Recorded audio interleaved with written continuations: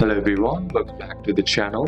Hope you are doing well and fine, and in today's video I'll be showing you enable cellular data for App Store. So without wasting any time, let's just jump right on the video and make sure to watch this video till the end because it's really simple and easy. Now to enable cellular data for App Store on your iPhone, first what you need to do is simply head over and open up your settings. Then once you're inside your settings, what you need to do is scroll down and then tap on the option that says cellular. Then once you're inside your cellular option, here what you need to do is scroll down, and once you're inside here, what you need to do is among the apps, you need to find that App Store app on the list of apps. So simply tap on show all, and then once you scroll down, here you'll find the option that says App Store. Now in order to enable cellular data for App Store, all you gotta do is simply toggle this switch on, and now once you do that, it will allow it to use cellular data while downloading apps from your App Store. So these are a couple of steps that you can apply,